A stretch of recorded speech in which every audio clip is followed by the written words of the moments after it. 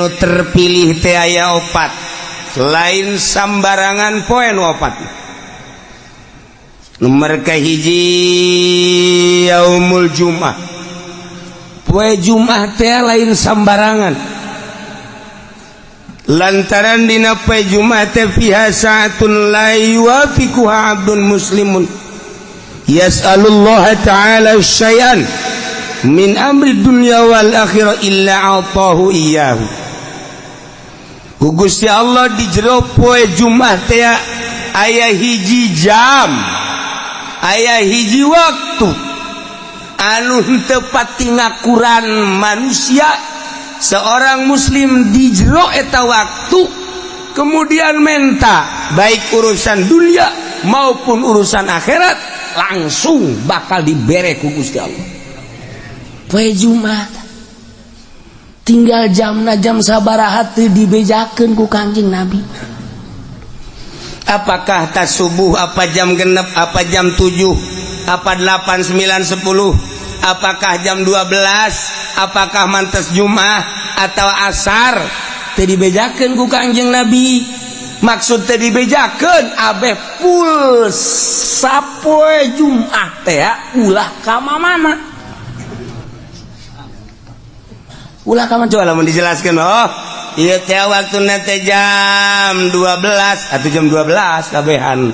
Ngintip jam 12. Atawa jam hiji ngintip jam henteu. Pokona mah sapoe Jumat bae. Ulah aya nu sempet-sempet ka pasar. Ulah aya nu sempet ka kantor. Bangkrut negara. Ulah aya nu sempet bae ka mana ka sawah pa Jumat mah. Nulis bae aja kelan tasbih bae urang. 10 tasbihna, 9 jual hiji pakai. Atuh siapa jualan keneh bae. Nah, ieu poe Jumat lain lalagaan. Sebut daga Sayyidul Ayyam. Rajana poe Jumat. Mentak diprediksi mungkin bae waktu ijabahna teh sabada azan Jumat. Sabada azan tah sabada azan didinya waktu ijabah. Cek sakaol sabada salat sunah. Begitu azan langsung salat tas setelah salat sunah. Cek sakaol mah memeh imam naik ka mimbar didinya gegeraan mentak. Begitu imam keur naik, ya Allah minta dunia nggak Gusti, mobil.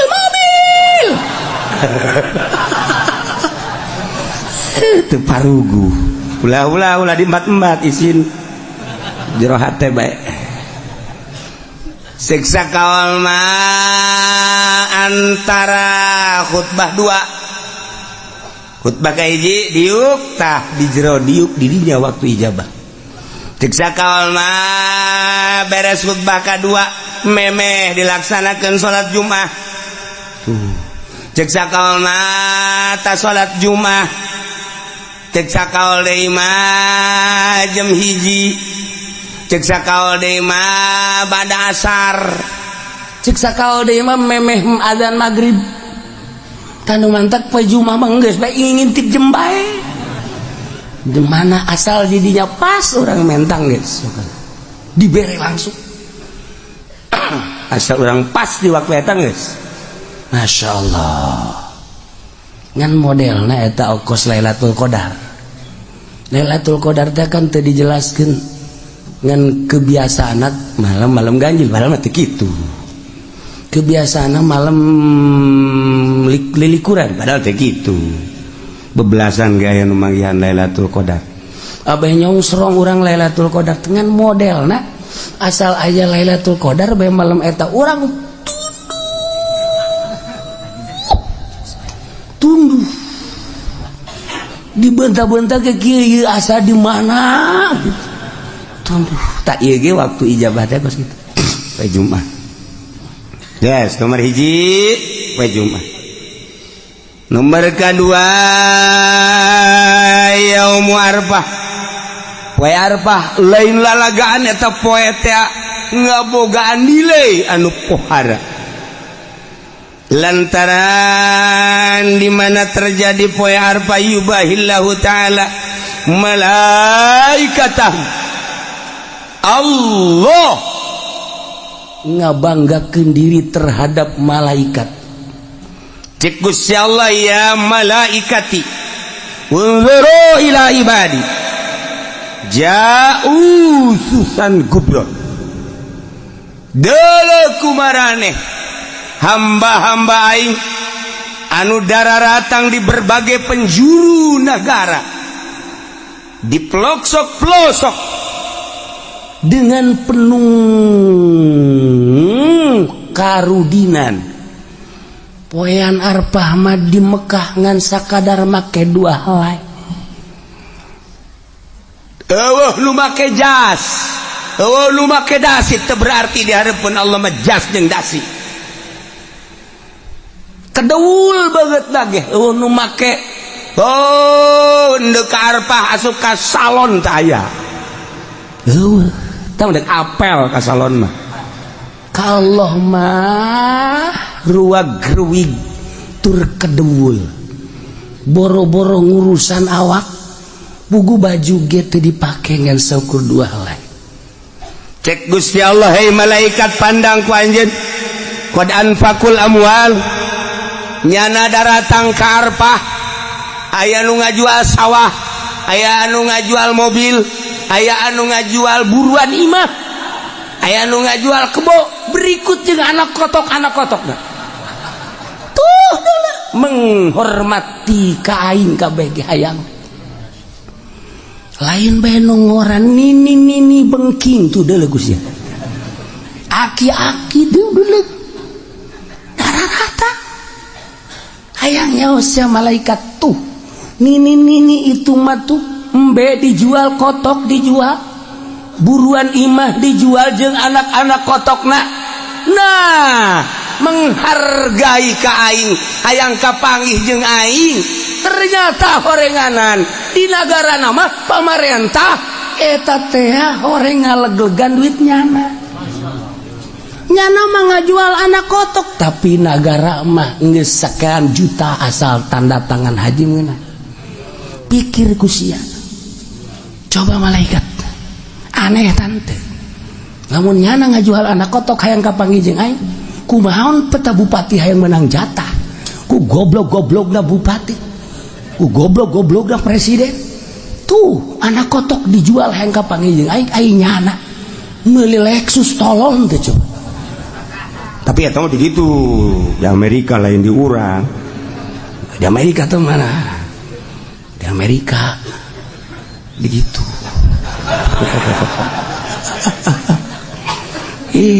Sedih udah. Haju ngadagoan nagis ya nyaho malaikat. Aya anu 5 tahun. Beyana cenah di Indonesia mah 27 tahun. Kabur malodar. Hayang kapanggih jeung aing tuh. Taha.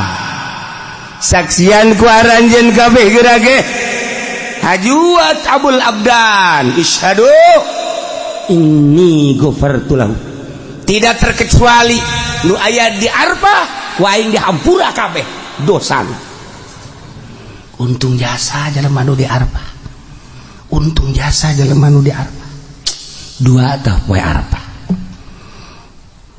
Hiji poe Jumat, 2 poe Arafah. Geus urang ge atuh poe Arafah geus ulah make ihram bae. Heuh sanajan di dieu ge. Kunaon mah haji pene make ihram, nah aing nurutan di Arafah bae sakieu teh geus teh. Ya kieu bae geus set. Haju daharna ge di lapangan, nurutan di Arafah bae di ditu. Ulah ngisiran bahan kayak anakna mawa ka grogol misalnya.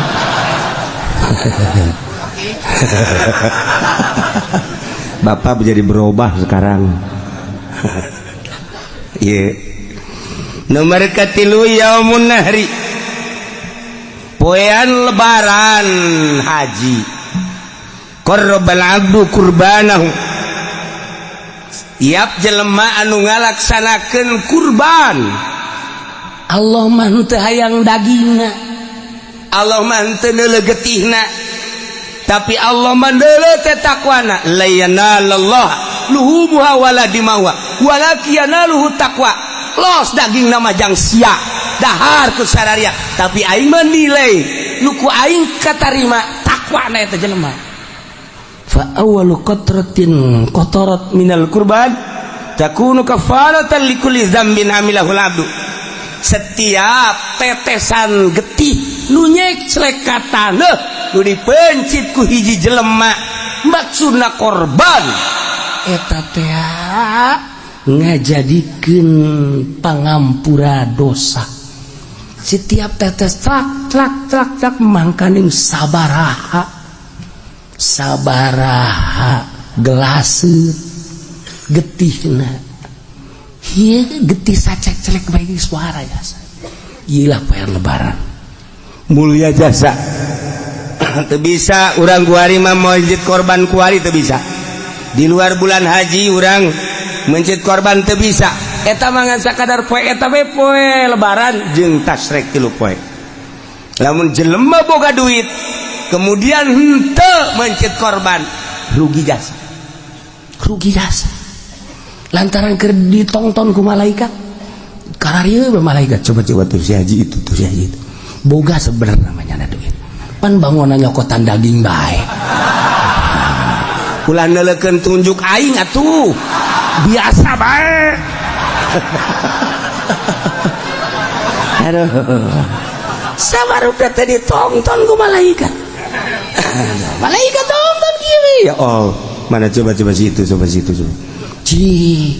pan situ mah duit loba ge teh coba situ cet tuh malaikat itu tuh di masjid laporan ya Allah itu mah tuh anu mah di anu masjid cak Allah guys bukakeun lawang sorga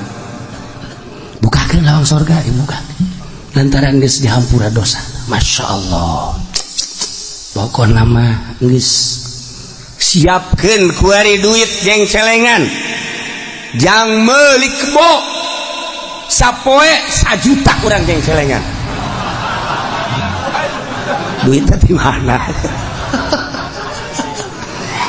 geus amun sapoe 1 juta teu bisa sapoe 500.000 jeung celengan berarti mun kuari datang ka lebaran 14 poe nah jadi berarti lamun 500.000 seperti itu berak kabeli kitu embe Garut budaya teh cenah kieu duit teh boga tuh sakitu mah geus bae tuh sapoe 100.000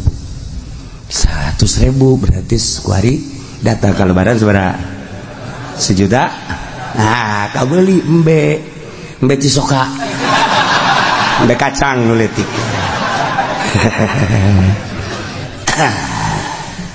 geus kuari mah lamun